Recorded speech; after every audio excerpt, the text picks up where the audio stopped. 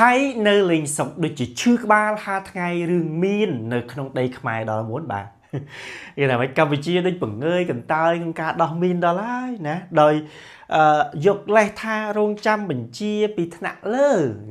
ngày miên khang đây nhom ta nhiều hơn kề đi theo cái tọt cả hó là muốn trong oi Campuchia đo nguyên thì chắp là muốn bàไอ้ pô miền mới tiên cứ anh đất mê mình chỉ cài cho tập phun phiệt đi pi bôn xin phạt klang rồi còn mê tua bóng có ấy bốn tha ăn ban vậy tha rốt thay bị ba ai cho rốt thay ban nữa tê nè bốn bà rốt thay pe na cả ban tại thực đây nó cứ rốt thay ban tê cái ban gì tê bốn bàไอ้ pô miền mới tiên cứ khang Campuchia dướng thầy về khơi chơi cái cả hai muốn bà sốc cả dương từ phát đăng nè ông ca UNESCO tiêu tụi Thái bán bánh nè bóng phaiประสาท Previhi rồi hốt đó tích tí nhớ bốt bạt vì ở tập chất tự cho sau này phim sau hai ấy ban Campuchia từ thơ rừng chân bà tỏ nhiều mà đó nè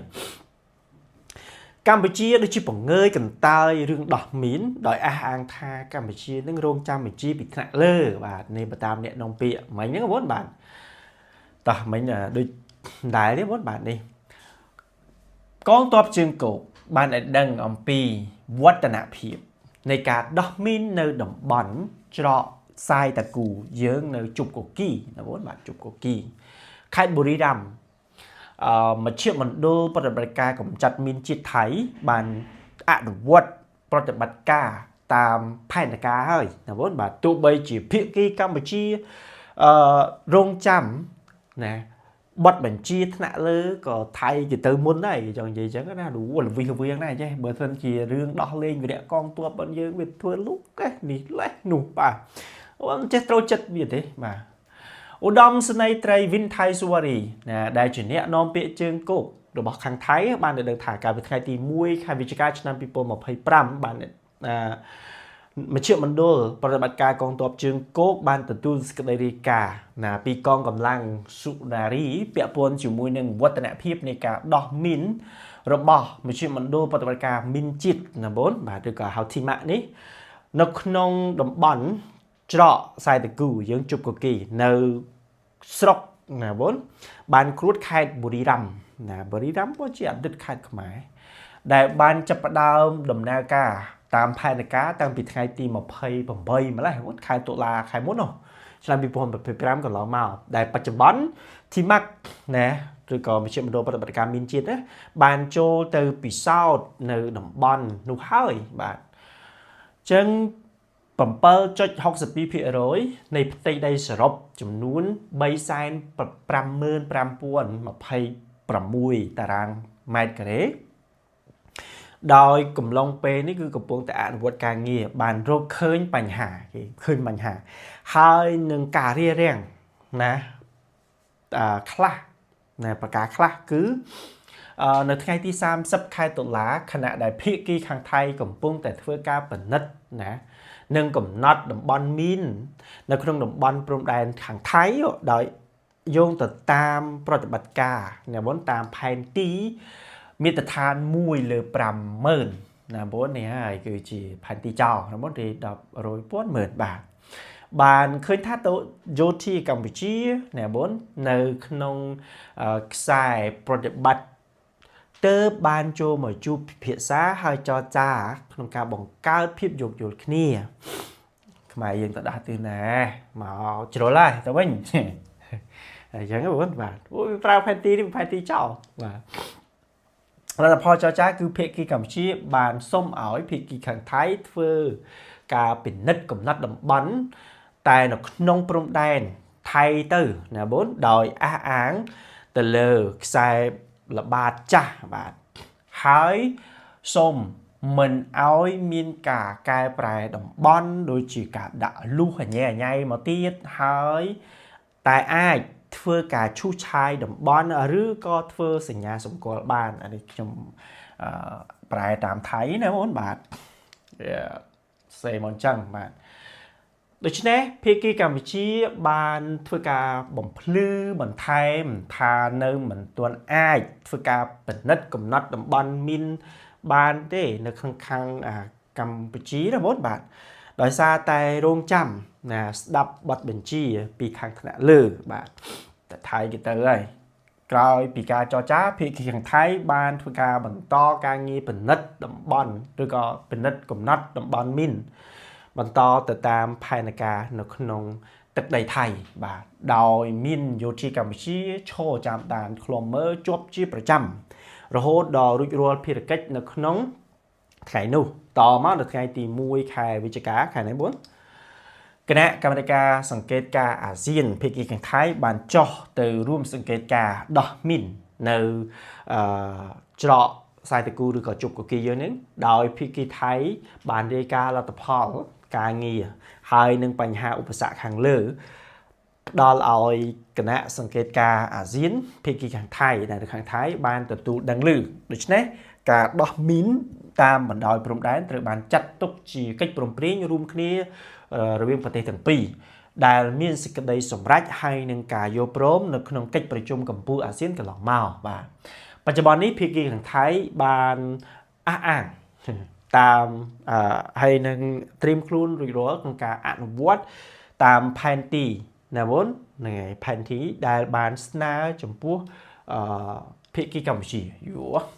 គ្របដណ្ដប់លើទីតាំងចំនួន13ទីតាំងខណៈដែលភាគីកម្ពុជានៅមិនបានដំណើរការអនុវត្តឲ្យបានជាក់ស្ដែងទេនៅក្នុងបញ្ហាខាងលើនឹងបាទគេថាគេអនុវត្តហើយបាទអញ្ចឹងចប់រឿងទៅមុនរឿងមួយទៀតគឺទាក់ទងទៅនឹងគេថាអះអាងថាមិនធ្លាប់និយាយថារដ្ឋាភិបាលរកថ្មីពេលណាក៏បានប៉ុន្តែទឹកដីហ្នឹងគឺថាតែបាត់ហើយមិនអាចរកថ្មីបានទេបាទគាត់ថាគាត់អត់បាននិយាយចឹងទេបាទមេតបបង្កងបានអះអាងថាខ្លួនមិនធ្លាប់បាននិយាយថារដ្ឋាភិបាលរកថ្មីបានប៉ុន្តែទឹកដីរកថ្មីមិនបាននោះទេអត់បាននិយាយទេបាទមេតបបង្កងចង្អុលបង្ហាញឬក៏ធ្វើការបំភ្លឺទៅនឹងព័ត៌មានคล้ายៗជុំវិញខ្លឹមសាររដ្ឋាភិបាលទៅថារកថ្មីបានតែទឹកដីណារកថ្មីមិនបាននោះគឺអះអាងថាមិនធ្លាប់និយាយទេបាទផ្ដល់បទសម្ភាសមិនធ្លាប់ផ្ដល់បទសម្ភាសដោយខ្លឹមសារខាងលើហ្នឹងគឺនៅថ្ងៃទី3ខែវិច្ឆិកាឆ្នាំ2025ណាឧត្តមសេនីយ៍ឯកប៊ុនស៊ីនផាត់ក្លាងដែលជាទីប្រឹក្សាមេបញ្ជាការកងទ័ពជើងគោកនិងជាអតីតមេបញ្ជាការយុទ្ធភូមិភាគទី2បានបំភ្លឺករណីដែលការចែករំលែក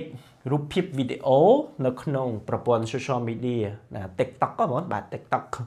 ព្រមទាំងមានខ្លឹមសារថារដ្ឋាភិបាលនឹងរកថ្មីពេលណាក៏បានដែរប៉ុន្តែទឹកដីនឹងគឺរកថ្មីមិនបានទេបាទដោយបានបញ្ជាក់ថា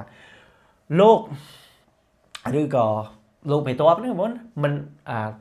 អះអាងថាមិនធ្លាប់បាននិយាយណែបងឬក៏ទៅធ្វើការបត់បង្ហាញយ៉ាងណាអត់ទេហេហើយ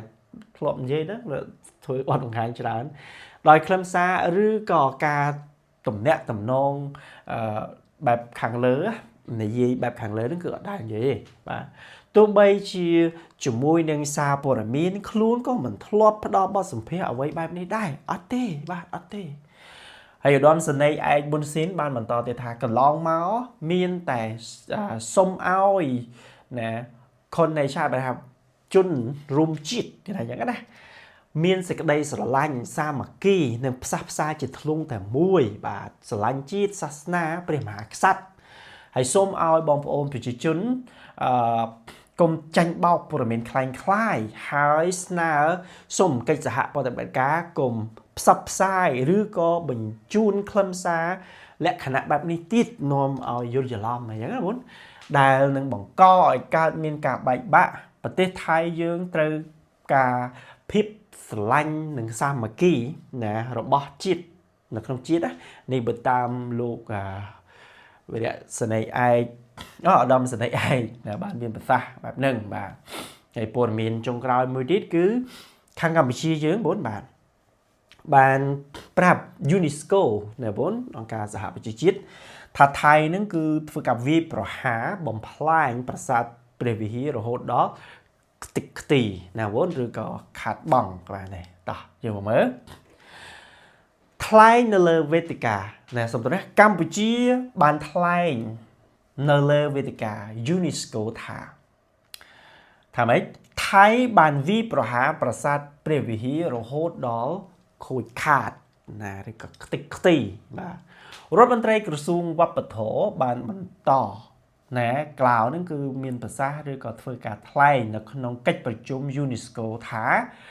មានការសោកស្ដាយជាខ្លាំងដែលប្រាសាទព្រះវិហារបានទទួលរងការខូចខាតពីការវាយប្រហាររបស់ភាគីថៃបាទនៅថ្ងៃទី3ខែវិច្ឆិកាឆ្នាំ2025លោកជំទាវបណ្ឌិតហ្វឿងណាមុនសកុណាដែលជារដ្ឋមន្ត្រីក្រសួងវប្បធម៌និងវិចិត្រសិល្បៈកម្ពុជារបស់យើងណាបងបាទខាងយើង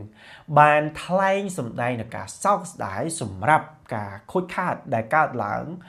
ជាមួយនឹងប្រាសាទព្រះវិហារដោយបានបញ្ជាក់ថា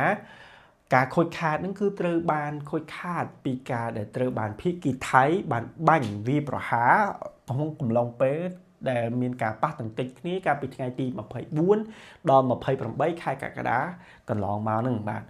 ដែលលោកជំទាវបានលើកយកបញ្ហានេះឡើងមកពិភាក្សាណាបងនៅក្នុងមហាសន្និបាត UNESCO លើកទី43នៅឯទីក្រុងសាម៉ាខាន់ប្រទេសស៊ុយបេគីស្ថានណាបងបាទរដ្ឋមន្ត្រីបានលើកឡើងនៅបញ្ហាថាការដែលប៉ះទង្គិចគ្នានៅពេលថ្មីកន្លងមកនេះតាមបណ្ដោយព្រំដែនថៃកម្ពុជា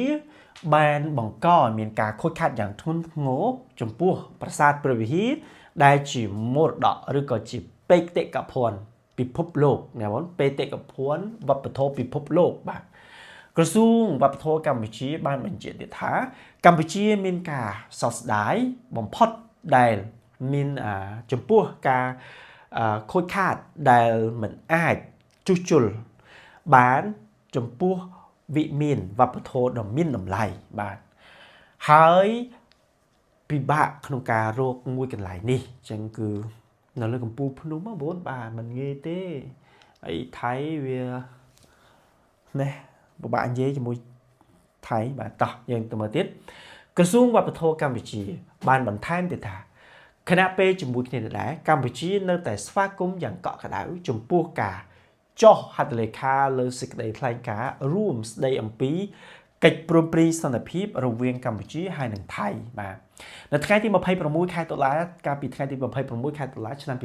2025ដែលបានទទួលការគាំទ្រហើយនឹងជាស័ក្តិសិទ្ធិដោយមានប្រធានាធិបតី Donald Trump នៃសហរដ្ឋអាមេរិកនិងលោក Alva Ibrahim ដែលជានាយករដ្ឋមន្ត្រីរបស់ប្រទេសម៉ាឡេស៊ីក្រសួងវប្បធម៌កម្ពុជា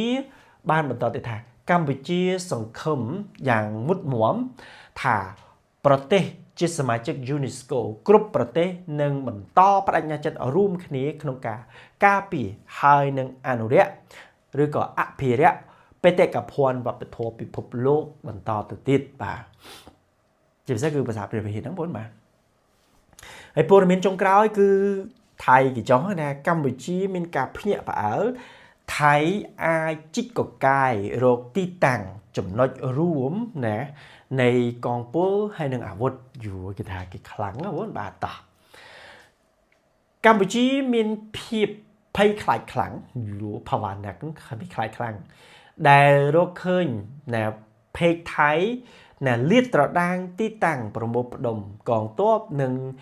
សម្ភារៈអាវុធយុទ្ធភ័ណ្ឌបាទគេផុសមកគេថាយើងមានការភ័យខ្លាចខ្លាំងណាបងមិញហ្នឹងបងបាទកម្ពុជាមានការភ័យខ្លាចខ្លាំងដែលបានជួបឬក៏ឃើញភេករបស់ថៃណាបានលាតត្រដាងទីតាំងដែលប្រមូលផ្ដុំកងទ័ពនិងអាវុធយុទ្ធភ័ណ្ឌយុទ្ធពករបាទពលរដ្ឋកម្ពុជាបញ្ញាប់រុះរាន់បង្ហោះសារដាស់តឿនពាសពេញបណ្ដាញសង្គមបាទក្រោយពីកម្ពុជាបង្ហាញរូបភាពដកអាវុធធុនធ្ងន់ណាទាំងការ live ផ្ទាល់ទាំងការបង្ហោះ clip បង្ហោះជារូបភាពនៅក្នុងបណ្ដាញសង្គមបាទដែលមានភាគីតាំងจากភាគីថៃបែរខុសពីភាគីខាងថៃដែលសុំ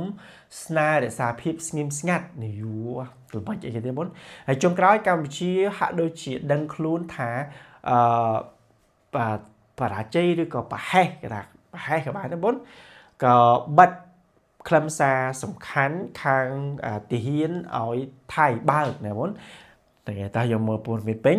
នៅថ្ងៃទី2ខែវិច្ឆិកាឆ្នាំ2025ខាងเพจនេះเพจនេះគឺយកមកចុះផ្សាយដល់ថ្ងៃ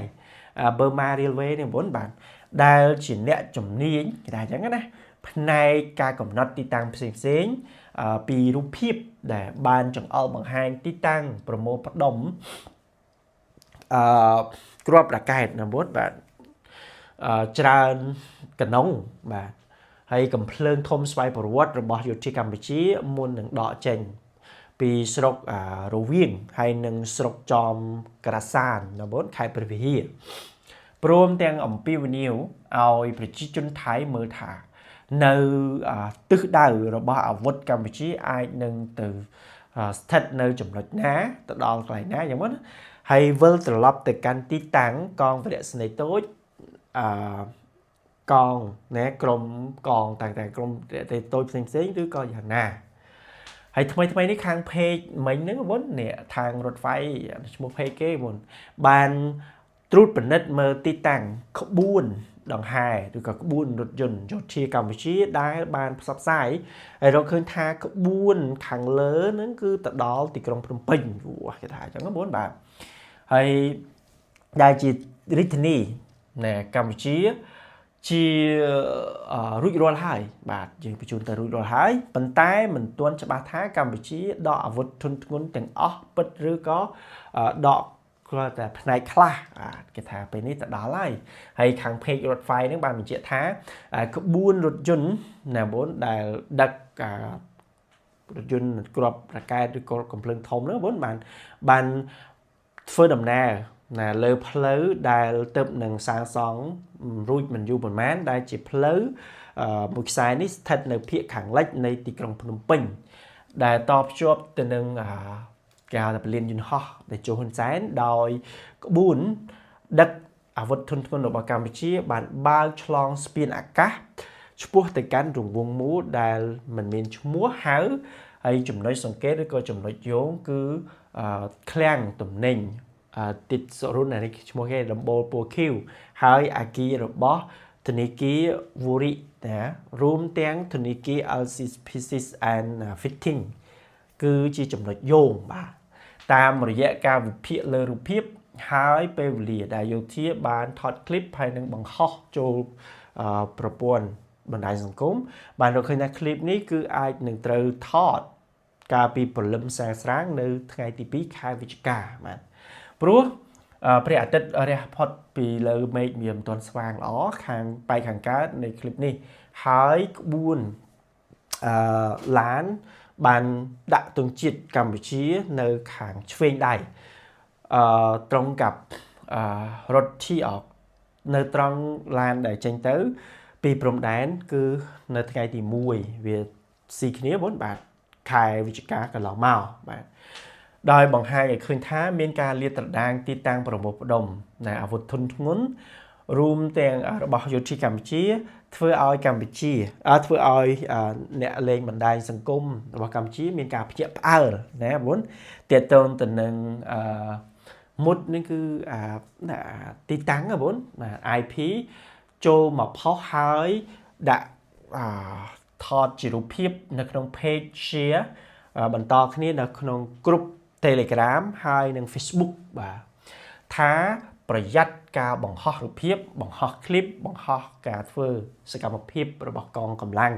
ព្រោះសៀមឬក៏ប្រទេសថៃកំពុងតែតាមដានបាទនេះគឺយើងប្រយ័ត្នតែវុតដូចជារូបភាពដំបូងដែលអ្នកលេងបណ្ដាញសង្គមកម្ពុជាបានបង្ហាញថាជួយ share ឲ្យដល់កងកម្លាំងជួមុខទាំងអស់ដែលសៀមចាប់បានណាវុននៅថ្ងៃទី2ខែវិច្ឆិកាឆ្នាំ2025សៀមបានសង្កេតតាមរូបភាពសញ្ញាដែលឃើញណាវុននៅ Google Map ហើយក្នុងការស្វែងរកទីតាំងអត្ថបទសៀមអាចអត្ថាធិប្បាយទីតាំងច្បាស់លាស់នៅក្នុងផែនទីអាចដឹងពីគោលដៅយើងបានគ្រប់ចំណុចរូបភាពបន្តបានបញ្ជាក់ថាបងប្អូនប្រជាជនជួយគ្នាបាទហើយម្នាក់មក share ទៅម្នាក់មកផុសពេលនេះគឺសៀមកំពុងតែតាមដានកងកម្លាំងរបស់ពួកយើង ហើយដែលកំពុងតែធ្វើការដកអាវុធធុនធ្ងន់ទៅទុកនៅក្នុងកន្លែងផ្សេងៗហើយតាមដានរូបភាពដែលយោធាយើងបានបង្ហោះតាមបណ្ដាញសង្គមសូមឲ្យមានការប្រុងប្រយ័ត្នផងបាទហើយថ្មីនេះ admin page ខាងរថไฟឈ្មោះ page គេបងបានត្រឡប់មកណែនាំខ្លួនថាខ្ញុំជឿខ្ញុំឈ្មោះអនុណាបងសេនីឯកអង្គអាចយូរថាយ៉ាងណាបាទហើយស្ថិតនៅក្នុងក្រុម Heaven 7 នេះគេនោះបាទហើយធ្លាប់បំពេញកិច្ចការរកព័ត៌មានទាំងនៅក្នុងសង្គ្រាមលោកលើកទី2និងសង្គ្រាមវៀតណាមបច្ចុប្បន្នមានភារកិច្ចចាំតាមដានទិន្នន័យរបស់កម្ពុជាអាចារ្យបាទអញ្ចឹងមានប៉ុណ្ណឹងបងសម្រាប់ព័ត៌មានអាប់ដេតថ្ងៃហ្នឹងហើយជួបគ្នានៅព័ត៌មានថ្មីទៀតបងបាទជម្រាបលា